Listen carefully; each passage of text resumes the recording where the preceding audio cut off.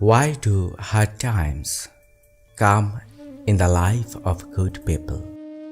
The story of our life is very short, yet within this short period, such hard times come when we feel that there is no point in living a life of such pain and suffering. O God, I have not committed any fault, but why do you give me so much pain? Why put me in so much trouble? All great men of all religions have said that this human life is very rare and very precious. But why most of the time of this precious life is spent fighting bad situations and sufferings? So what is the way out of this hard time?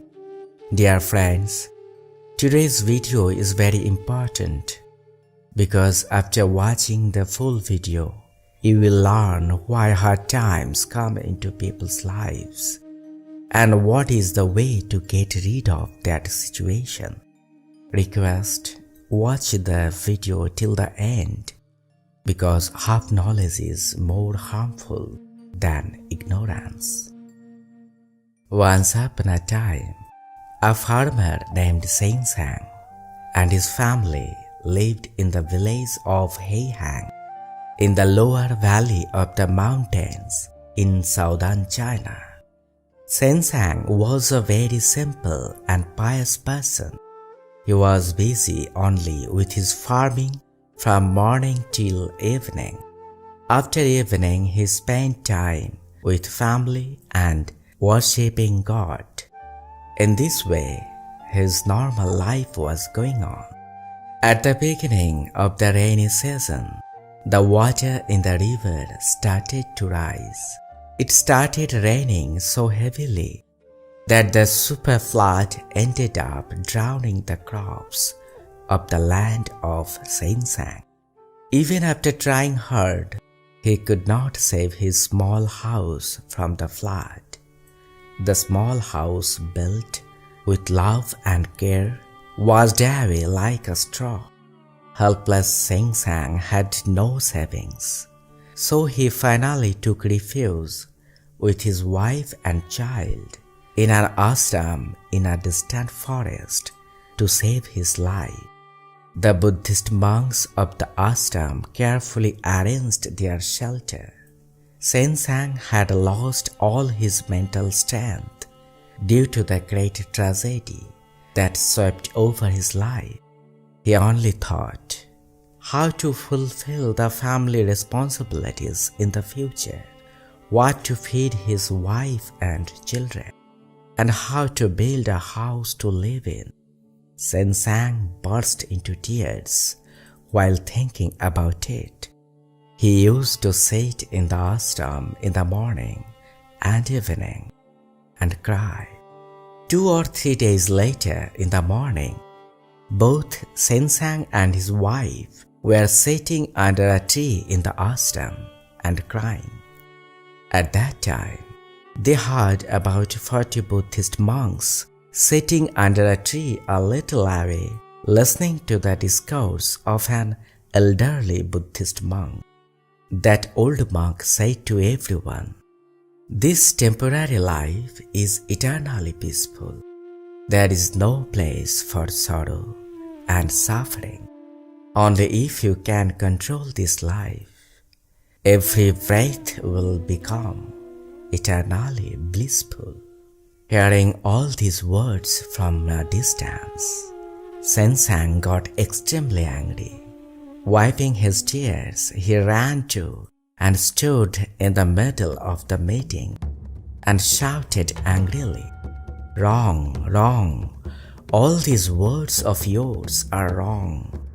All hypocrisy and showmanship.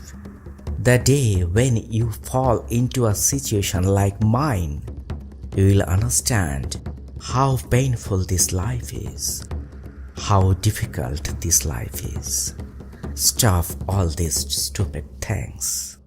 All the disciple monks stared at Sensang in silence. Old Gurudev Kaiso was listening to satsang very calmly. All around was completely silent, as if the sound of leaves falling from the trees was also heard. Gurudev Kaiso broke the silence and said, "Some know the meaning of life. He who knows lives in eternal peace." At this time, Satsang sat down at Gurudev's feet, crying bitterly, and said, "Gurudev, forgive me. I have so much sorrow in my life that I am too much upset. But please tell me, what is the meaning of life, so that I can live in peace forever? And why do hard times come into my life?" Gurudev Kaiso said, "Now with your family go and take some food and rest. Don't worry at all. I'll talk to you in the evening."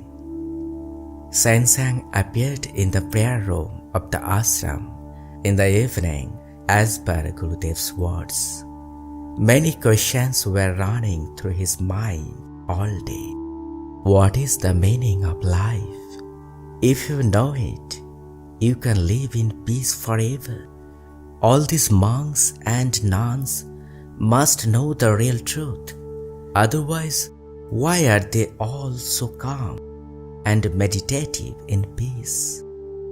Hundreds of lamps were lit in the prayer room, and prayers began with silence. Satsang was sitting in a corner and watching. After the prayer, everyone sat in front of Gurudev Kaiso. Gurudev beckoned Satsang, sitting him beside, and said, "Dear Satsang, whatever you see in this world, nothing is permanent. One day everything will come to an end. Nothing is yours, not even this body. At the time of birth, did you bring a field full of crops and your home with you?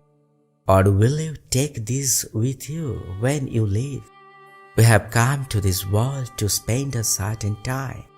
We claim this as mine and that as mine, under illusion and lust, and consider material happiness as peace. If you want true eternal peace in life, just follow the 3 precepts of the great Buddha." Satsang's face brightened at Gurudev's words. He said, "Oh Gurudev, tell me what those 3 principles are. I want to know." Very calmly, Gurudev Kaiso said, "Dear Satsang, Mahatma Buddha's first principle is to know this life. We are born in the cycle of physical suffering. All the suffering in this life is self-made, our karma. We accept that problems will not come into our lives. No trouble or sorrow we have to face. Our mental state has never learned to welcome trouble and sorrow. So when sorrow and hard times come into our lives, we stoop before it and get demoralized. Our state of mind should be such that we won't be happy even in happiness, or sad even in the worst times of life. Life means problems. We have to be mentally prepared.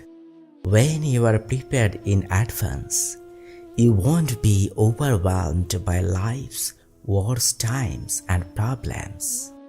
The mind will remain fixed in its place." The second principle is a life without expectations. The only cause of all our sorrows is our expectations. At every step of life, we expect. From this expectation comes illusion and infatuation. And when it is not fulfilled, we suffer. Every step, every action, and every moment of your life must be without expectation. If so, no sorrow on earth can touch you in the least. Sensang looked at Gurudev's face and asked, "Oh Gurudev, I understand your words, but how can I practice living a life without expectations?" Gurudev Kaiso said, after a while of silence, "One has to be prepared oneself from the beginning to live a life without expectations. One has to accept the absolute truth that I have brought nothing to this world and will take nothing with me. Therefore, I have no right to any object or any relationship. I have neither hope nor despair. I have no past, no future. I have only this present and the breathing of this present." The third principle of Mahatma Buddha is gratitude and a calm mind. We are always thinking about what we don't have, and it is this thought that runs this life.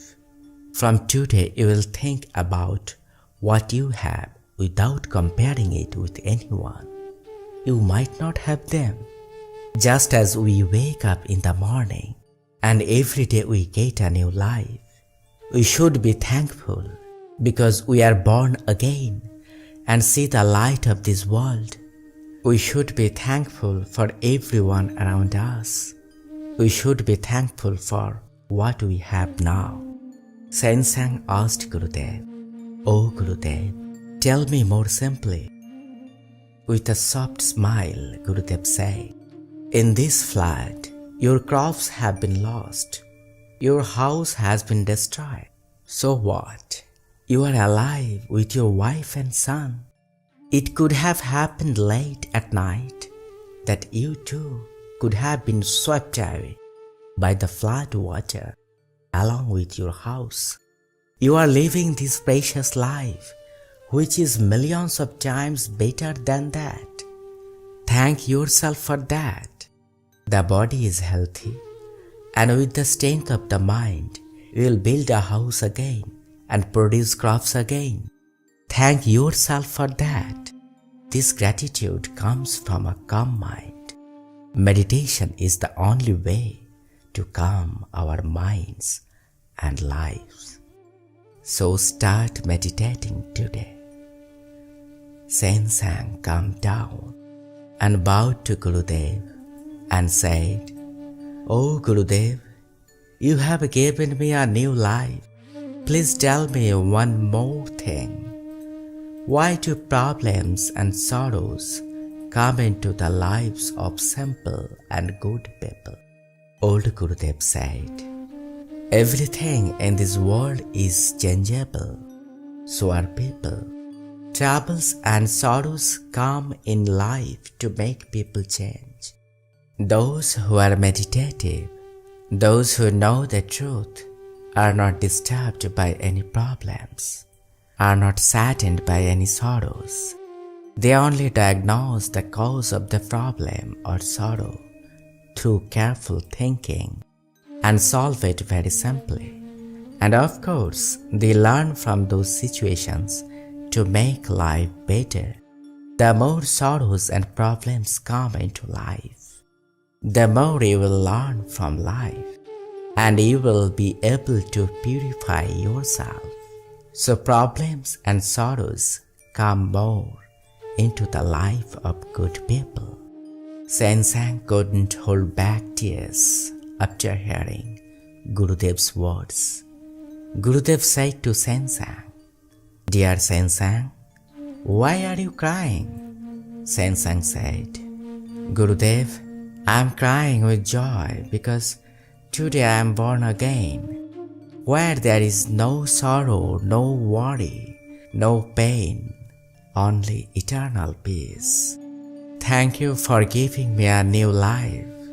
Please bless me so that I may live in your philosophy of life and realize the absolute truth through meditation." Dear friends, write down what you have learned from today's episode in the comments. all the best. Thank you.